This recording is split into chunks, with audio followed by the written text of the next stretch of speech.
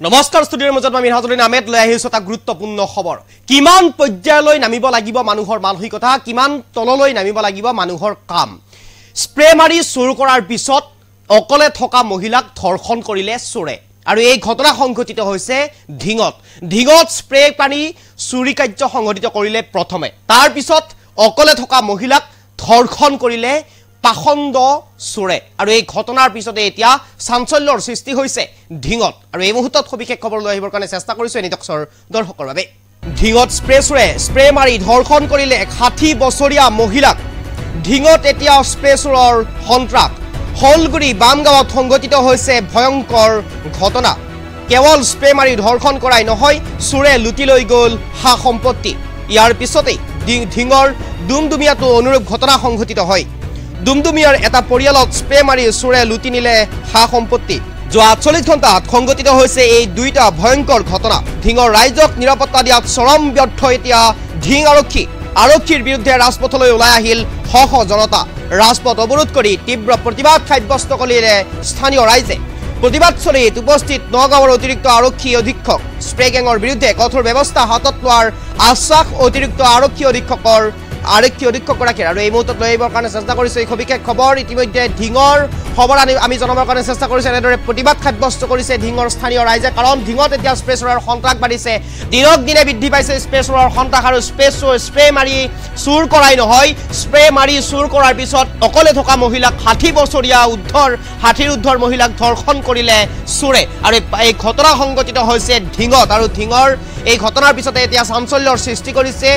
আজি কেইবাদিনৰ পৰা ঢিঙত এনেদৰে স্প্ৰে চুৰৰ সন্ত্ৰাস দিনক দিনে বৃদ্ধি পোৱা পৰিলক্ষিত হৈছে আৰু তাৰ পিছতে আজি এনেদৰে প্ৰতিবাদ সাব্যস্ত কৰিছে স্থানীয় ৰাইজে আৰু স্থানীয় ৰাইজে এনেদৰে ওলাই আহি প্ৰতিবাদ সাব্যস্ত কৰা পৰিলক্ষিত হৈছে ঢিঙত হৈছে এই ঘটনা আৰু ঢিঙত এনেদৰে এতিয়া স্প্ৰে কৰি চুৰি কাৰ্য সংঘটিত কৰাৰ পিছত 60 বছৰীয়া মহিলাক এনেদৰে ধৰ্ষণ কাৰ্য সংঘটিত কৰাৰ পিছতেই তীব্ৰ প্ৰতিবাদ সাব্যস্ত কৰিছে ঢিঙৰ ৰাইজে আৰু দুমদুমিয়াটো এটা পৰিয়ালক স্প্ৰে মাৰি চুৰে লুটিলে কেইবা লক্ষাধিক টকাৰ হা সম্পত্তি আৰু ঢিঙৰ ৰাজ্যক যেন এক প্ৰকাৰ এতিয়া কেইবাদিনৰ পৰা এনেদৰে চুৰি কাৰ্য সংঘটিত কৰি অহাৰ পিছতো ঢিঙৰ ৰাজ্যক এক প্ৰকাৰ যেন এতিয়া নিৰাপত্তা দিয়াত চৰম ব্যৰ্থ হৈছে ঢিং আৰক্ষী চুৰৰ আগত যেন এতিয়া সৰু হৈ গৈছে ঢিং আৰক্ষী চুৰক যেন একো এটা কৰিব পৰা নাই ঢিং আৰক্ষী আৰু ঢিংবাসীক যেন এক প্ৰকাৰ নিৰাপত্তা দিয়াত চৰম ব্যৰ্থ হৈছে ঢিং আৰক্ষী আৰু যাৰ বাবে এনেদৰে এতিয়া প্ৰতিবাদ সাব্যস্ত কৰা পৰিলক্ষিত হৈছে এনেদৰে শ ঢিঙৰ ৰাইজ ওলাই অহা পৰিলক্ষিত হৈছে ৰাজপথলৈ মন্তব্য আছে আমি মনে মন্তব্য শুনাব বিচাৰিছো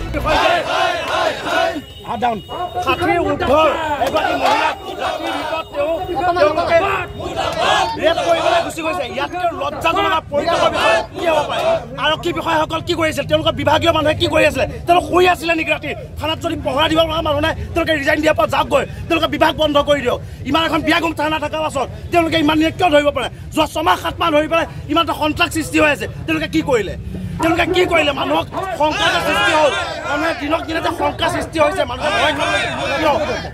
আমি ভাবো যে জনহিততে আমাৰ লগত আৰক্ষী আছে আমি নিৰাপত্তা আমি সুৰক্ষিত কৰোঁ কিন্তু সেই আৰক্ষীলৈ আমাৰ এতিয়া ভয় লগা হৈছে সেই আৰক্ষীয়ে আমাক আজি নিৰাপত্তা দিব নোৱাৰিছে আজি 60 মহিলাগৰাকীক কিয়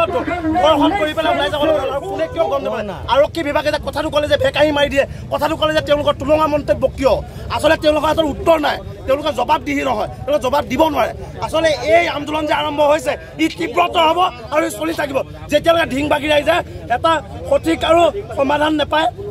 এটা দীঘলীয়া সমাধান নাপায় তেতিয়ালৈকে ঢিংবাগী ৰাইজে এনেদৰে প্ৰতিবাদ কৰি যাব আৰু এই প্ৰতিবাদ সন্মুখীন হ'বলৈ আমি নগাঁও সন্মানীয় আৰক্ষী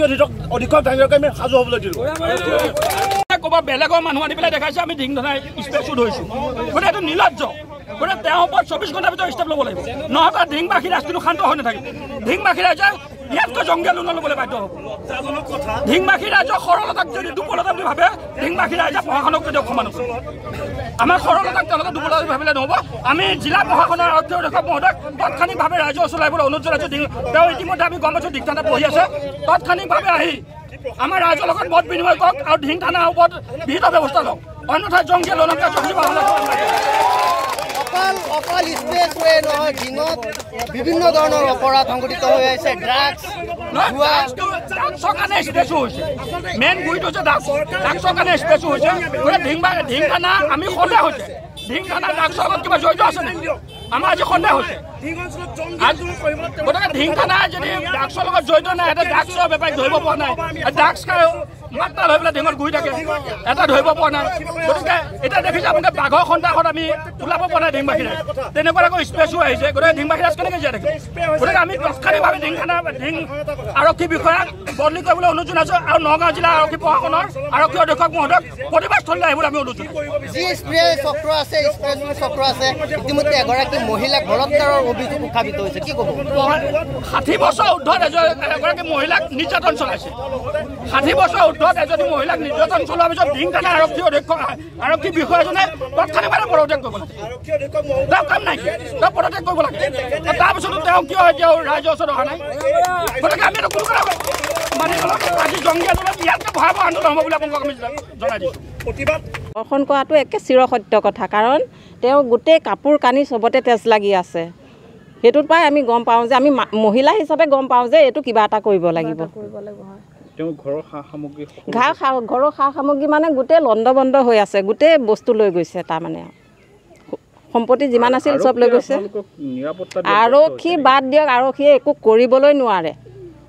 আৰক্ষীক আপোনালোকে ওচৰৰে মানুহ এগৰাকী এনেকৈ হেৰি কৰিছিলে স্প্ৰে মাৰিছিলে সেই মানুহজনী গৈ লৈ পেলাই তাত আমাৰ ঢিং থানাত গৈ লৈ পেলাই FIR লিখিব ধৰিছিলে মানুহজনীক উভতাই পঠিয়াই দিছে আহাচোন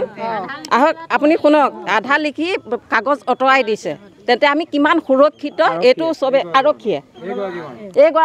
এইগৰাকী ভালকৈ দেখুৱাই দিয়ক আমি কিমান সুৰক্ষিত আজি মোৰ ঘৰত মই আৰু মোৰ মানুহজন আজি ৰাতি যে মই ভালকৈ শুব পাৰিম সেইটো মোক কোনো গেৰাণ্টি নাই হয় নে নহয় বুজাবুজি আছে নেকি নাজানো সেইবিলাক সিহঁতৰ কথা কিন্তু আমাক সুৰক্ষা লাগে বেলেগ আমি একো নাজানো কিন্তু আমাক এতিয়া সুৰক্ষা লাগে সেইটো কৰিব পাৰিবনে নোৱাৰে ৰাজ্যৰ মুখ্যমন্ত্ৰীগৰাকী সেইটো মুখ্যমন্ত্ৰী কথা আমি বাদ দিলোঁ মুখ্যমন্ত্ৰী আৰু এইবিলাক আমি নাজানো ৰাজনীতি সিমান সেইটো মুখ্যমন্ত্ৰীয়ে যি কয় তেওঁৰ কথা সিমানেই ক'লোঁ অসম আৰক্ষীক উন্নীতকৰণ কৰা হৈছে কাৰণ ইয়াত এনেকুৱা কৈছে বেলেগ জেগাত গৈ লৈ পেলাই তেওঁলোকে যিখিনি মানে উন্নত দেখাব লাগে সেইখিনি কৰি দিছে গতিকে মুখ্যমন্ত্ৰীয়ে দেখিব যে এইটো ভালকৈ চলাইছে হয়নে নহয় কিন্তু আমাক কি কৈছে ইয়াততো চাবলৈ নাহে আমি গাঁৱত কেনেকৈ আছোঁ সেইটোতো চাবলৈ নাহে আজি ৰাতিকৈ মই যে ভালকৈ অকণমান শুম সেইটো মোক কোনো গেৰাণ্টি নাই মোৰ মাহী হয় আমি মানে 11:30 শুইছোঁ শুৱাৰ পৰা উঠাৰ পিছতে তাৰপিছতে 12:30 সেই ল'ৰাটো উঠিছে তাৰ গা বেয়া তাৰমানে জ্বৰ হৈ আছে কালি 5 বছৰীয়া বেজি দিছিলোঁ তাৰপিছতে 12:30 উঠিছোঁ উঠাৰ পিছতে তেতিয়া একোৱেই নাই ভালেই ল'ৰাটো আইচ লগাইছোঁ পানী দুনি খাই শুলোঁ শুই 2টামান বজাত তেতিয়া আমাৰ সেই মামাহঁতৰ বোৱাৰীজনীয়ে মানে ফোন কৰিছে কৈছে বৌ গোপাল দাহঁতো হয় এনেকুৱা তেনেকুৱা হৈছে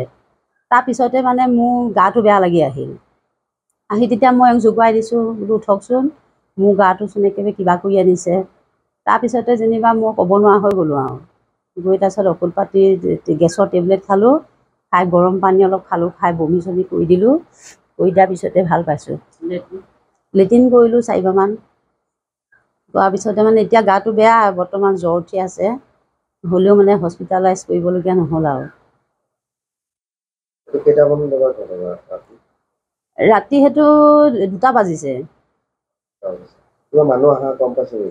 এই মায়ে শুই আছিল সিটো ৰুমত মায়ে অলপ গম পাই আছে কিবা খুটুক খাটা শব্দ এটা হৈ আছে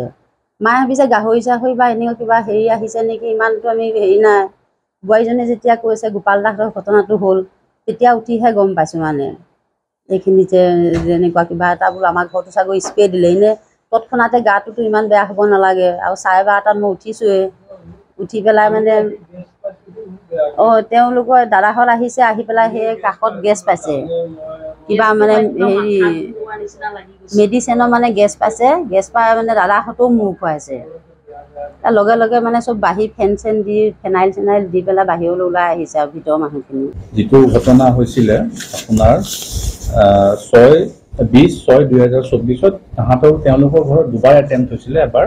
27/5/2024 আৰু এবাৰ 20/6/2024 তাৰ আগত এটা ঘটনা হৈছিলে 13/3/2024 যিটো FIR লজ কৰা হৈছিলে আমাৰ ইয়াত দুখন FIR আমাৰ ইতিমধ্যে লজ হৈছে এখন এটা কেছ নাম্বাৰ হ'ল 30/24 আৰু আনটো হ'ল 111/24 111/24 যিটো কেছ আছিলে তাত আমি তদন্ত যেতিয়া কৰিলোঁ তদন্তত আমি 4জন ব্যক্তি আমি এৰেষ্ট কৰিছোঁ তাত কেছ ৰিকভাৰী হৈছিলে 43,100 দুডাল গোল্ড নেকলেছ ৰিকভাৰী হৈছিলে গোল্ড চেইন ৰিকভাৰী হৈছিলে চিলভাৰ চেইন মটৰচাইকেল এখন আৰু স্প্ৰে বটল এটা স্প্ৰে বটলটো আমি ফৰেনচিকত পঠিয়াইছিলোঁ যে কি ব্যৱহাৰ কৰিছিল চাবলৈ কিন্তু আমি যিখিনি তথ্য পাইছোঁ যে যিটো এটা এচিড সোণাৰীয়ে ব্যৱহাৰ কৰে সেই এচিডটোৱে কিবা এটা ফৰ্মত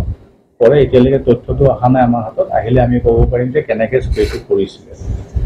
ইয়াৰ উপৰিও আপোনালোকৰ 2টা কেছ আমাৰ অলৰেডি ৰিপৰ্টেড হৈছে আৰু তাৰ উপৰিও 2টা নন ৰিপৰ্টেড কেছ আছে টোটেল 4টা কেছ আমাৰ নন ৰিপৰ্টেড নহয় তেওঁলোকে এফআইআৰ দিয়া নাই তেওঁলোকৰ গা অসুস্থ হৈছিলে কিন্তু পিছলৈ এফআইআৰ আমাক নিদিলে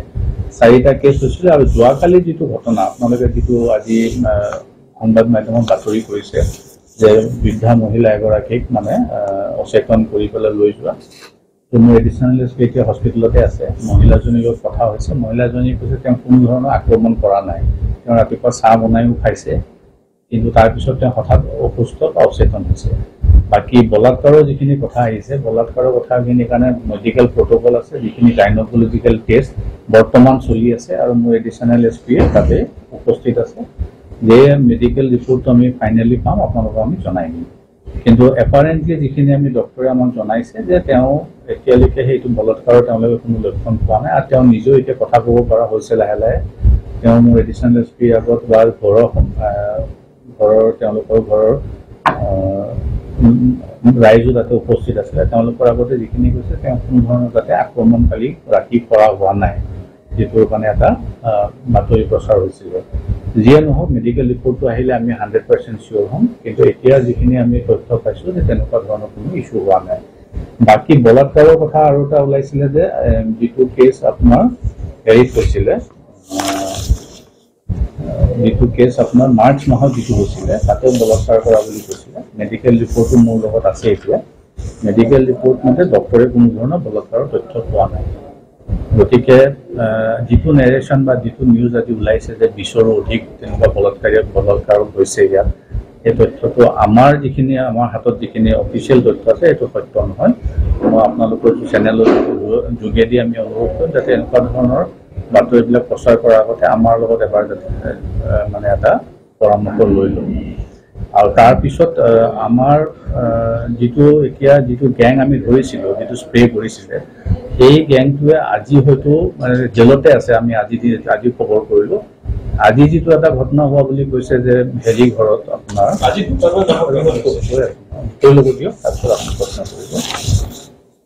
গোপাল নাথৰ ঘৰত যিটো হোৱা বুলি কৈছে গোপাল নাথৰ ঘৰত ঘটনাটো এনেকুৱা যে ৰাতি 12:30মান বজাত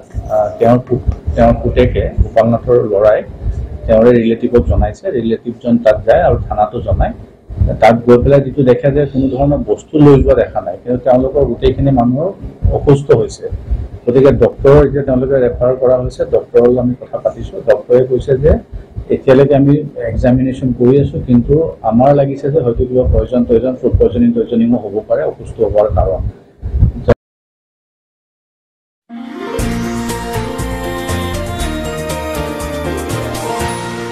এনিটক্স সুতৰ বিপৰীতে ৰাইজৰ স্বাৰ্থত